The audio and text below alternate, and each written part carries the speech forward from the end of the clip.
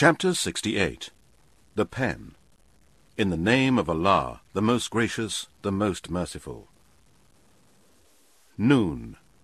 By the pen, and what the angels write in the records of men. By the grace of your Lord, you, O Muhammad, are not a madman. And surely for you there will be an endless reward. And surely you have an exalted standard of character. You will see, and they will see, which of you is afflicted with madness. Surely your Lord knows better, who among men has gone astray from his path, and he knows better of those who are guided. So, O Muhammad, do not obey the deniers. They wish that you should compromise, out of courtesy to them, so that they too would compromise with you. And do not obey everyone who swears much, and is considered lowly, a slanderer, spreading defamations, hinderer of the good, a transgressor, sinful, cruel, greedy, because he had wealth and children. When our verses are recited to him, he says, "Tales of the men of old." We shall brand him on the nose.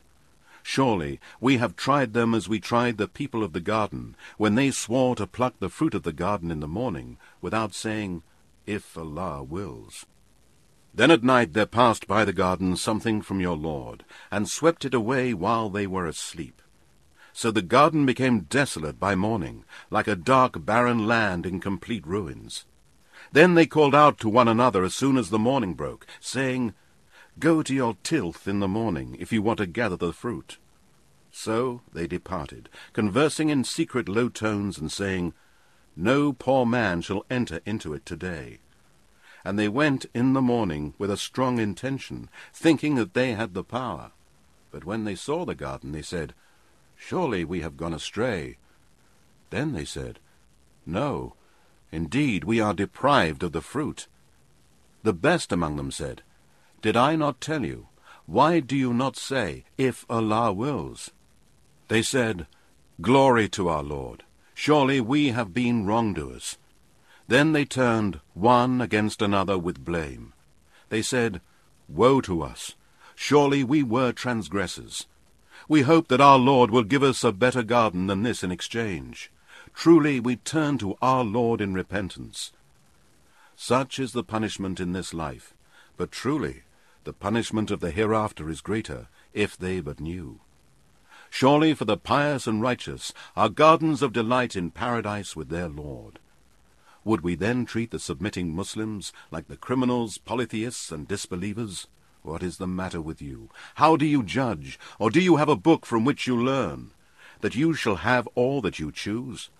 Or do you have oaths from us, reaching to the day of resurrection, that you will have whatever you ordain? Ask them, which of them will vouch for it? Or do they have partners? Then let them bring their partners if they are truthful. Remember the day when the shin shall be laid bare, and they shall be called to prostrate to Allah, but the hypocrites will not be able to do so. Their eyes will be cast down, humiliation will cover them. They were called to prostrate and offer prayers when they were healthy and able. Then leave me alone with those who deny this Quran. We shall punish them gradually from directions they do not even perceive. And I will grant them respite. Surely my plan is strong. Or is it that you, O Muhammad, ask them for a wage, so that they are heavily burdened with debt? Or that the unseen is in their hands, so that they write it down? So wait with patience for the decision of your Lord, and do not be like the companion of the fish when he cried out to us while he was in deep sorrow. Had not a grace from his Lord reached him, he would indeed have been left in the belly of the fish. But we forgave him, so he was cast off on the naked shore, while he was to be blamed. But his Lord chose him and made him righteous.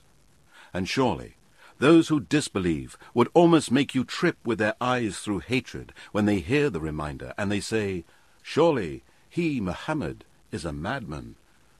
But it is nothing else than a reminder to all mankind, jinn, and all that exists.